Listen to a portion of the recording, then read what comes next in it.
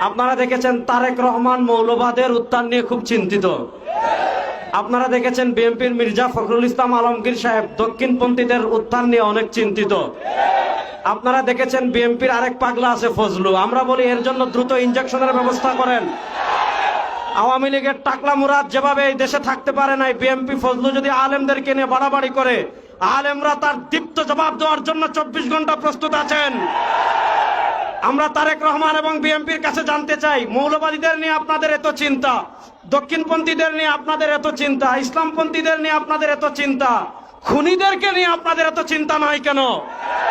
গত 1 বছরে আপনাদের কর্মীরা একজন আরেকজন 100 জনের বেশি কর্মীকে তারা খুন করে ফেলেছে।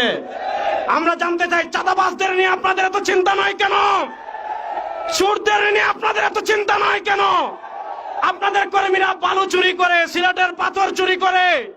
সুতরাং আপনারা মৌলবাদদের নিয়ে চিন্তা করতে হবে না, ইসলামী রাজনীতি নিয়ে চিন্তা করতে হবে না, চোর টাকা সন্ত্রাসদের নিয়ে চিন্তা করেন। 2 নম্বর আরেকটা কথা বলবো, 2024 সালের জুলাই আগস্টের গণবিপ্লবের মাধ্যমে আমরা ভারতের আধিপত্যবাদকে পরাজিত করেছি।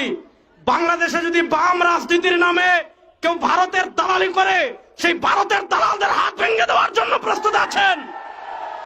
আপনারা দেখেছেন আমাদের বাংলাদেশের বরেণ্য 2 জন শিক্ষাবিদ, ডক্টর সরওয়ার এবং ডক্টর আসিফ মাহতাব উৎস, তারা এই উম্মারতন্ত্র প্রহরী, বাংলাদেশের সভ্যতার অন্যতম পাহারাদার। তাদেরকে বাংলাদেশের একটা কুলাঙ্গার তাদেরকে হত্যা করার হুমকি দিয়েছে। যে হত্যা করার হুমকি দিয়েছে তার পক্ষ নিয়ে এদেশের বামরা বিবৃতি দিচ্ছে। আমরা স্পষ্ট ভাষায় বলি, ডক্টর সরওয়ার এবং ডক্টর আসিফ মাহতাব এদেশে একা নয়, তার সাথে বাংলাদেশের সকল মুসলমান আছে।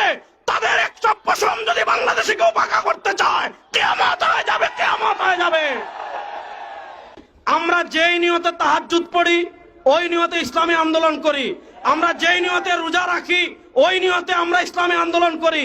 যেই নিয়তে নামাজ পড়ি, ওই নিয়তে ইসলামী আন্দোলন করি। আমরা আদর্শের রাজনীতি করি। আদর্শের রাজনীতি কখনো 1-2টা আসনের জন্য বিক্রি হতে পারে না।